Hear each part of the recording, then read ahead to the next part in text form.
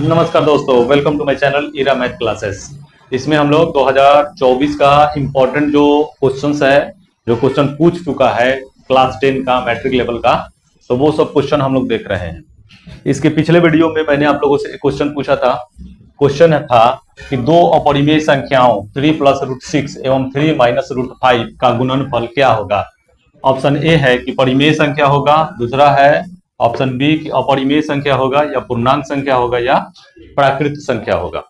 तो ये चार ऑप्शन में से कोई एक ऑप्शन सही है। कैसे हम लोग दिखाएंगे इसको? तो सबसे पहले कहता है कि गुणा करके इसका गुणनफल प्राप्त कीजिए। तो क्वेश्चन नंबर 9 है, कैसे गुणनफल प्राप्त करेंगे। 3 + √6 और एक है 3 - √5। अब इसको अगर हम लोग गुणा करते हैं तो अगर रूट पूरा तरह से खत्म हो जाता है तो होगा परिमेय संख्या, अगर रूट में ही रह जाता है तो अपरिमेय संख्या।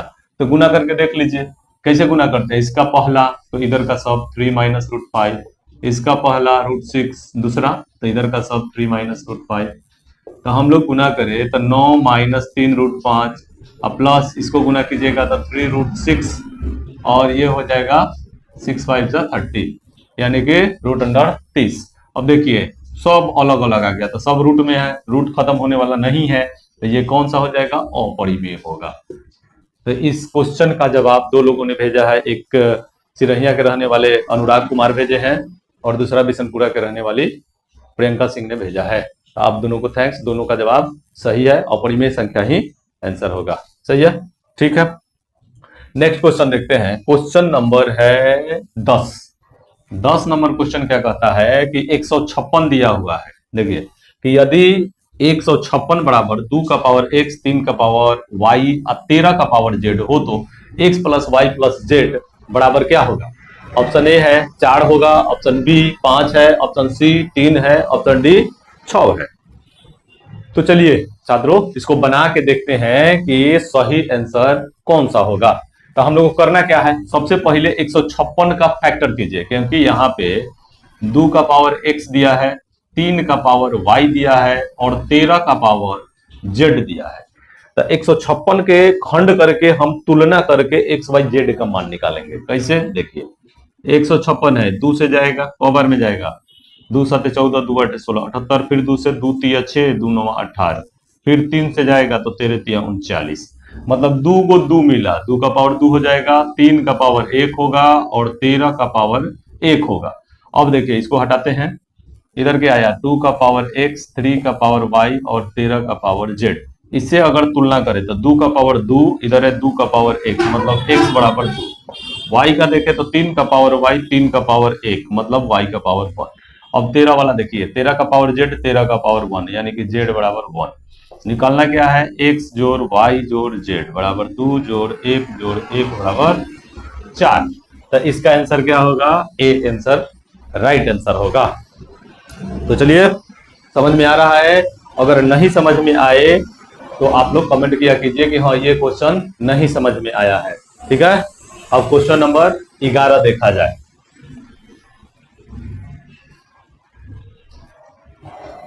चलिए क्वेश्चन नंबर 11 कहता है कि √10 × √15 परिमेय संख्या होगा कि अपरिमेय संख्या होगा कि पूर्णांक संख्या होगा कि प्राकृत संख्या होगा, क्या आएगा।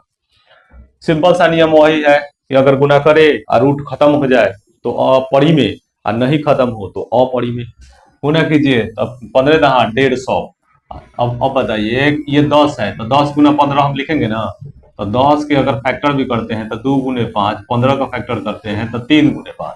रूट का नियम क्या कहता है कि जोड़ा में से एक, तो 5 बाहर आ जाएगा, 5 बाहर आएगा तो अंदर कौन कौन बचा, 3 बचा, 2 बचा, तो 3 दूना 6। अभी भी रूट से बाहर नहीं निकला, रूट में है, इसका मतलब हो गया कि ये अपरिमेय संख्या है। कौन सी संख्या होगा? अपरिमेय संख्या। तो 11 नंबर का आंसर हो जाएगा बी। चलिए हो गया ये। अब आ जाइए 12 नंबर क्वेश्चन। क्वेश्चन नंबर 12 है कि p बटा 2 का पावर n गुने 5 का पावर m है बराबर दिया है 0.1045। इसके रूप का बनाना, इसके रूप का, चलिए ये बराबर नहीं है, इसके रूप का है। तो हम इसको हटाते हैं। बाटा में देखे 1 देके 3 को शून्य दे सकते हैं तो डेसिमल खत्म। 5 से कट गया 21, 5 दूना 10, 200 आया कितना 21/200। तो ऊपर तो 21 रह जाएगा। 200 के फैक्टर करके देखते हैं कि 2 और 5 का कितना पावर आता है। तो 200 के 2 से ले जाइए तो 100, फिर 2 से ले जाइए तो 50, फिर 2 से ले जाइए तो 25 और 5 से जाएगा तो 5। इससे क्या मतलब 2 कितना आया 1 2 3, 2 का पावर 3 हो जाएगा। 5 2 को तो 5 का पावर 2, मतलब ये रहा आपका आंसर। तो अब p के जगह पे कितना आ गया 21, 21/2 के पावर 3 और 5 के पावर 2, 2 के पावर 3 और 5 के पावर 2। तो ये 12 नंबर का क्वेश्चन का आंसर क्या हो जाएगा सी हो जाएगा। ठीक है, ये क्वेश्चन समझ में आया। चलिए और आगे क्वेश्चन देखते हैं। चलिए नेक्स्ट क्वेश्चन देखते हैं। क्वेश्चन है कि यदि दो संख्याओं का मौसा 25 और लॉस 50 है तो संख्याओं का गुणनफल क्या होगा। कभी भी कोई भी संख्या का मौसा और लॉसा दिया हुआ है तो संख्याओं का गुणनफल और मौसा लॉसा का गुणनफल एक समान होता है, यानी कि बराबर होता है। तो क्वेश्चन नंबर 13 में क्या करेंगे कि दोनों को गुना कर देंगे। 25 गुने 50, 25 5 125, एगो जीरो दे देंगे, 1250 हो जाएगा, यानी कि ऑप्शन ए सही है। ठीक है, क्वेश्चन नंबर ए क्या हो जाएगा। क्वेश्चन नंबर 13 का आंसर ए सही है।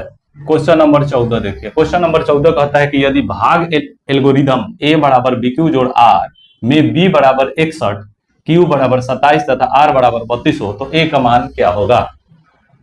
तो यहाँ पे सबका मान दिया है।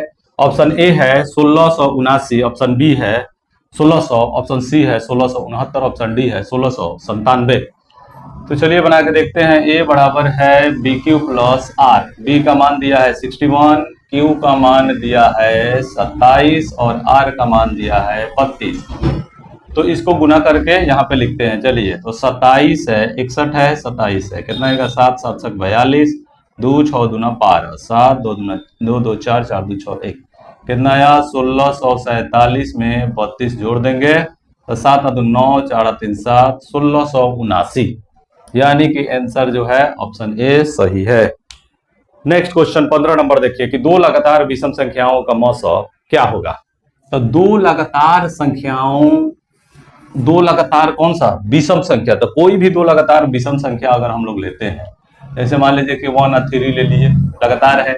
5 लेंगे तो 7 लेना पड़ेगा, 9 लेंगे तो 11 लेना पड़ेगा, 25 लेंगे तो 27 लेना पड़ेगा।